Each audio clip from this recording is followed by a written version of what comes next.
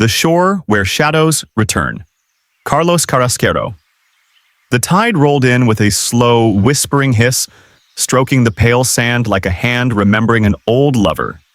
Garron stood at the edge of the shore, boots planted firm, pipe glowing faintly between his teeth. Smoke curled upward in lazy spirals, drifting into the salt, heavy air.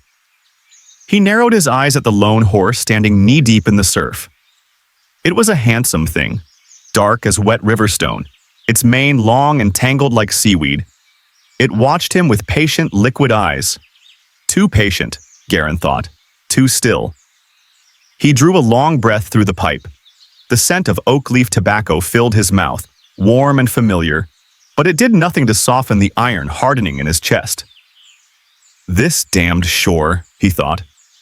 He could still see himself as a boy, sprinting barefoot across this very stretch of sand, his friend Cullen always a step ahead, laughing like an idiot. They'd come here nearly every day in the summer, chasing crabs, skipping stones, daring each other to swim farther than was wise. When the fog sat low on the water, they'd tell stories, monsters, ghosts, and creatures that wore borrowed shapes. Cullen had always loved the kelpie tales most. Garron clenched his jaw. He hadn't believed in kelpies then, not until the day they found that horse. They had been only 16, full of bravado and the kind of foolish affection that made them swear they'd never grow old or boring. The horse had stood alone on the rocks, its coat glistening like polished obsidian. Cullen had approached first. Of course he had. Always braver, always reckless. "It's lost," Cullen had said, grinning widely.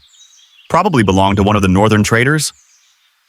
Garron remembered how the creature had bowed its head, almost inviting the boy closer. And Cullen, bright, trusting Cullen, had reached out to touch its neck. The moment his fingers brushed the creature's skin, its shimmer changed. A ripple like disturbed water ran across it. Its eyes turned hollower, deeper than any horse's had a right to be. Then it lunged.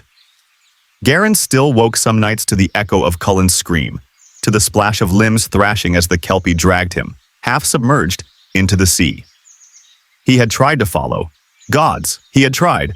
But the water had churned like a living thing, pushing him back, swallowing Cullen whole. Now, decades later, the tide pulled retreating lines at his feet, as if drawing breath for something inevitable. The horse, no, the creature, raised its head. Its mane dripped in slow strands. Its gaze was fixed firmly on him.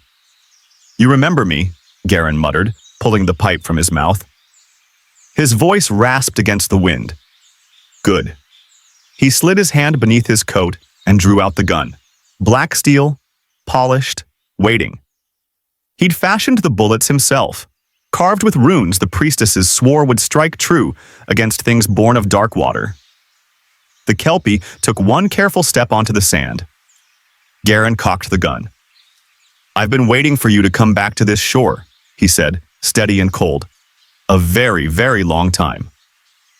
The waves answered with a hiss, as if the sea itself held its breath.